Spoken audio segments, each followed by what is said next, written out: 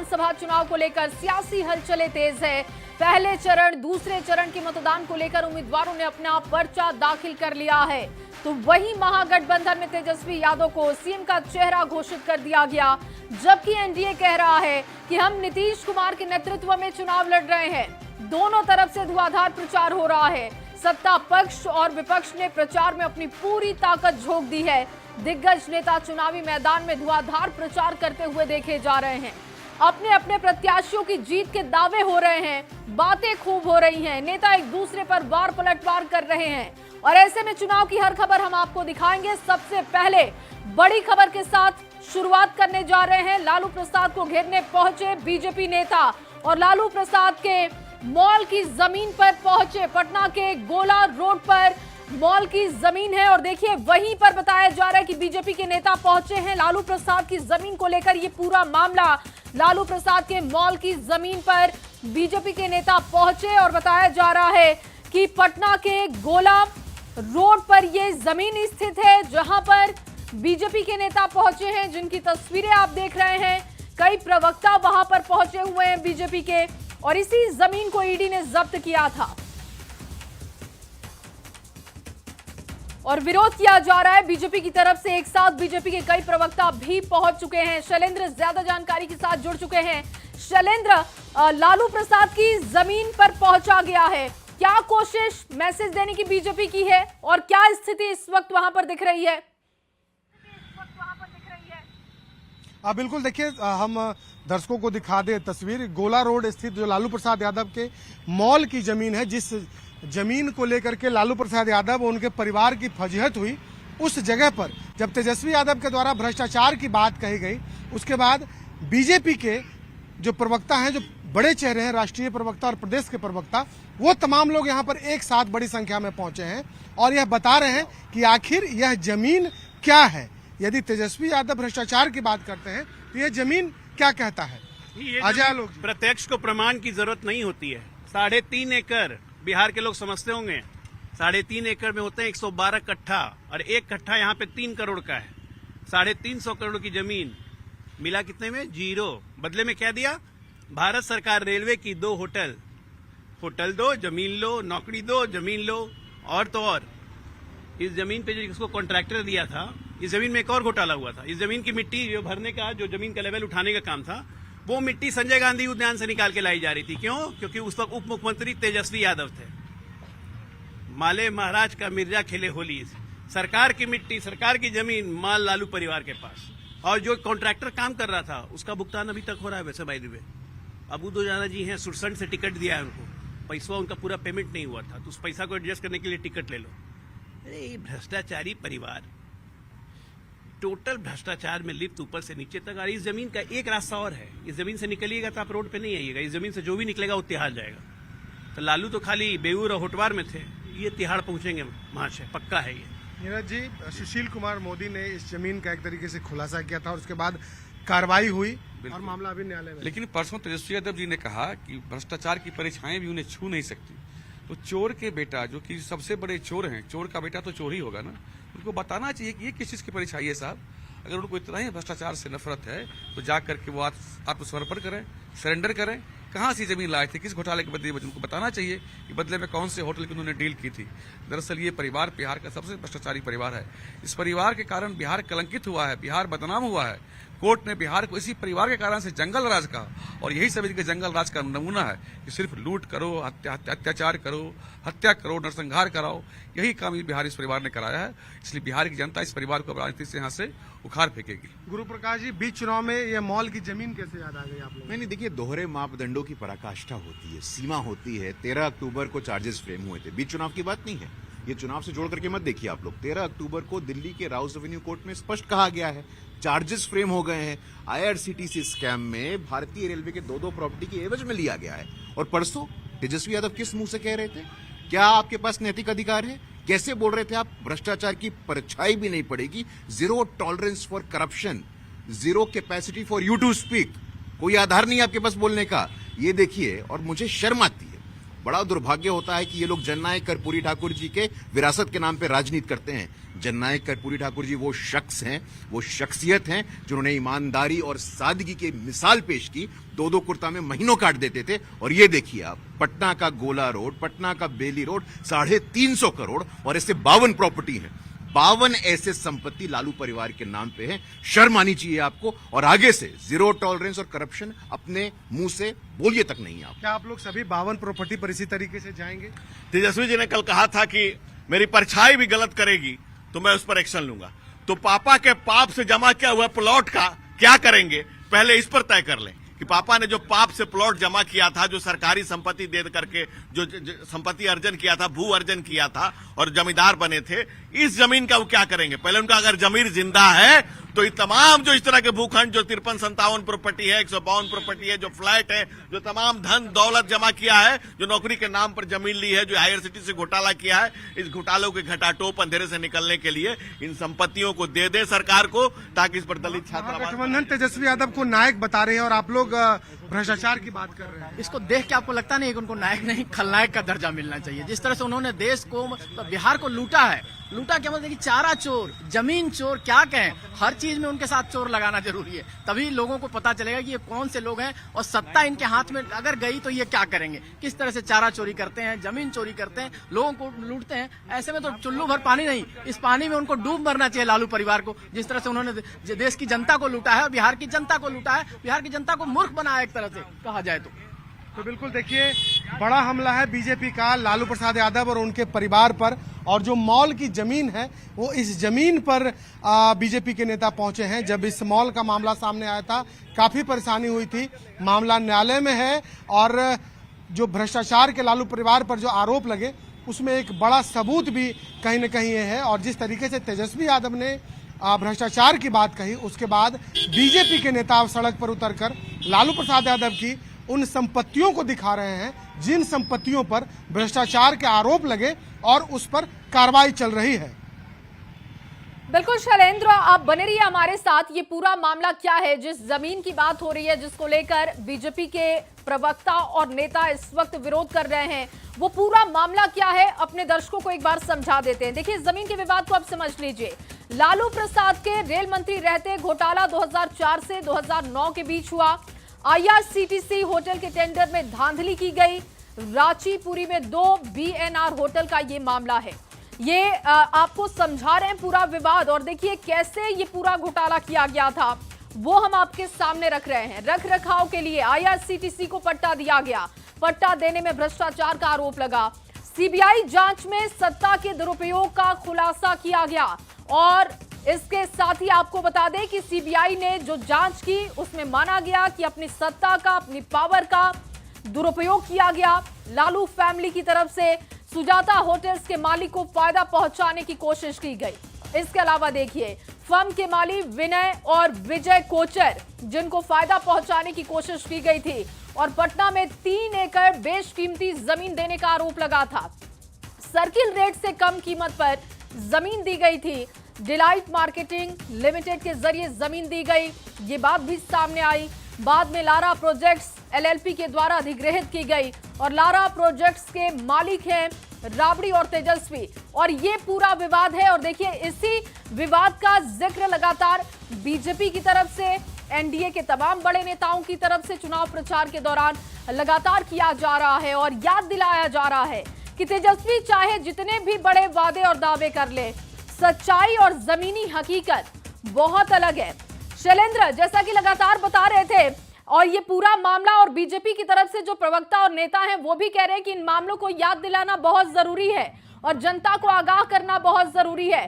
क्या यही मैसेज दिया जा रहा है कि भले तेजस्वी नौकरी का वादा कर दे, जीविका दीदियों के लिए वादा कर दे, लेकिन जमीनी हकीकत ये है कि इन्होंने अपने परिवार के लिए बहुत पैसा कमाया है, और ये जनता को एक बार फिर से याद दिलाना जरूरी है, क्योंकि मतदान का दिन बहुत पास है।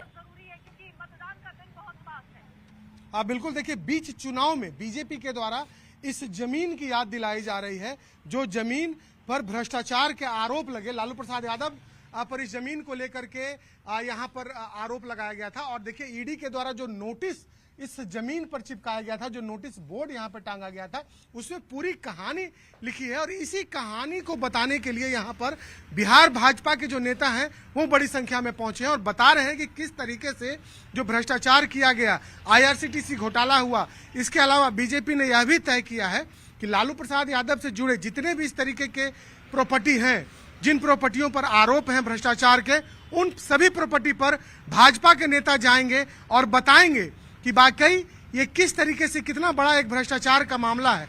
और ये बताने के लिए शुरुआत बीजेपी ने गोला रोड स्थित ये जो मॉल की जो जमीन है, इस जमीन पर पहुंचे। और देखिए नोटिस बोर्ड पर तमाम चीजों को मोटे अक्षरों में किस तरीके से लिखा गया और साफ तौर पर ये बताया गया है कि कैसे कैसे ये जमीन लिया गया, किससे जमीन लिया गया, क्या फायदा पहुंचाया गया। इन तमाम चीजों का जिक्र फिलहाल इस नोटिस बोर्ड में यहाँ पर साफ तौर पर दिखाई दे रहा है।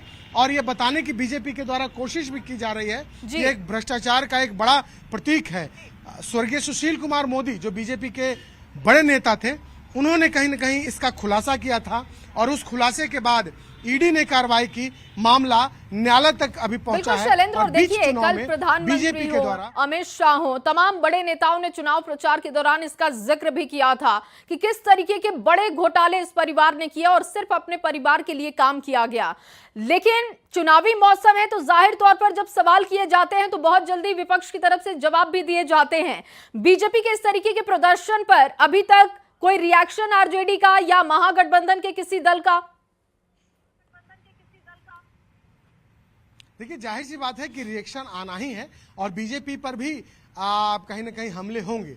लेकिन बीजेपी के द्वारा ये साफ तौर पर बताने की कोशिश की जा रही है कि किस तरीके से लालू प्रसाद यादव और उनके परिवार के सदस्यों के द्वारा बिहार में जो भ्रष्टाचार किया गया, जो मामले अभी न्यायालय में है, ईडी और सीबीआई जहां कार्रवाई कर रही है, उन्हें बताना और कहीं ना कहीं एक लोगों को याद दिलाना भी है। हालांकि इस मॉल के बारे में ऐसा नहीं है, मॉल की जो जमीन है, इस जमीन के बारे में ऐसा नहीं कि बिहार के लोग जानते नहीं है, लेकिन बीच चुनाव में बिहार के लोगों को इस तरीके से याद दिलाया जा रहा है कि ये जो जमीन है ये लालू प्रसाद यादव की जमीन है और लालू प्रसाद यादव IRCTC घोटाले के दौरान कोचर बंधुओं से उन्होंने लाभ पहुंचा करके जमीन को लिया और मामला न्यायालय में है। देखिए मामला सियासी है और बस बीजेपी लोगों के जहन में यह बात को याद कराना चाहती है कि किस तरीके से लालू प्रसाद यादव के रहते हुए उनके सत्ता में बिल्कुल, और उनके जंगल राज, उनके शासनकाल के बारे में लगातार बीजेपी याद दिला रही है शैलेंद्र, और यही कोशिश यहां पर की जा रही है। बहुत शुक्रिया तमाम जानकारी के लिए। चलिए आगे बढ़ेंगे। बिहार में मतदान से पहले महागठबंधन ने तेजस्वी को सीएम उम्मीदवार घोषित कर दिया है। भले ही एकजुटता का संदेश देने की कोशिश की गई हो, लेकिन कई सीटों पर महागठबंधन के बीच आपसी लड़ाई है। ना सिर्फ इस एकजुटता को शंका से ये घेर रही है, बल्कि महागठबंधन की अंदरूनी खींचतान को भी जग जाहिर कर रही है। आपको ये रिपोर्ट दिखाते हैं।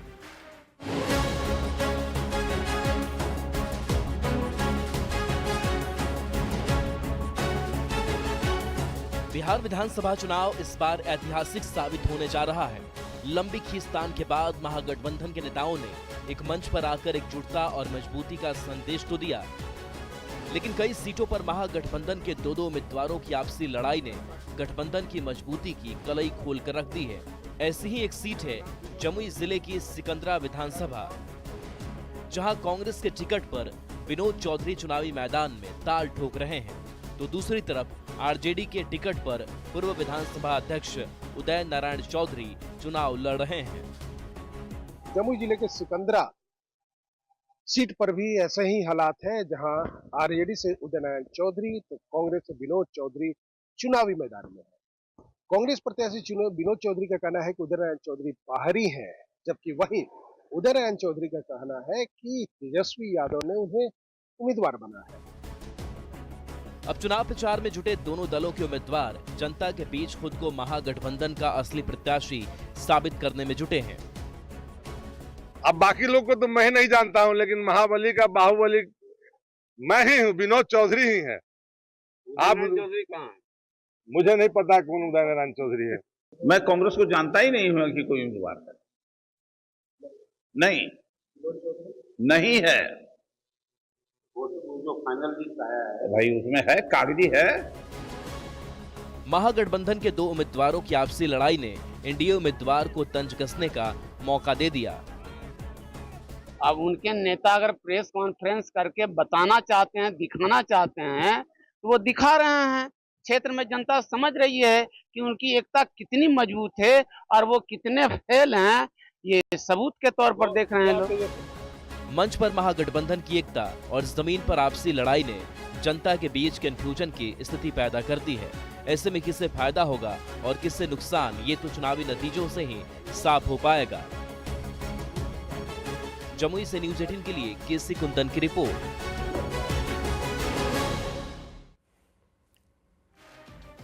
और वहीं केंद्रीय मंत्री जीतन राम मांझी ने एनडीए सरकार की तारीफ करते हुए विपक्ष पर निशाना साधा। उन्होंने कहा कि विपक्ष के नेता जो कहते हैं वो बेईमानी है। उनके समय में बिहार में कितने उद्योग खोले गए थे, इसका जवाब उनको देना चाहिए।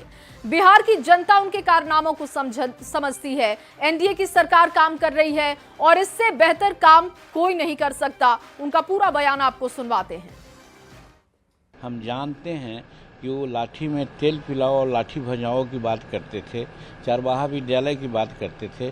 कोई टेक्नोलॉजी सेंटर हो, टेक्निकल इंस्टीट्यूशन हो, मेडिकल इंस्टीट्यूशन हो, कॉलेज हो, ये सब कहाँ खुलवाए थे जो आज वो कर रहे हैं। पलायन की बात तो उस समय से हो रही थी। उनके समय में 15 साल में कितने यहाँ इंडस्ट्री खुले, क्या उन्होंने कोई कार्रवाई की? तो मन है, भगवान दे दिया है, डेमोक्रेसी है, बोलने की स्वतंत्रता है, बोल लेते हैं। लेकिन बिहार की जनता उनके कारनामों को समझती है।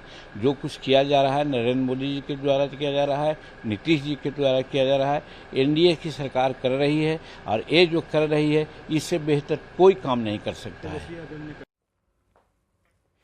तो देखिए, सियासी मौसम है। बिहार में चुनाव प्रचार पूरी रफ्तार में है। आस्था के महापर्व के बीच सियासी दलों के नेता लोकतंत्र के महापर्व को भी मनाने में जुटे हैं।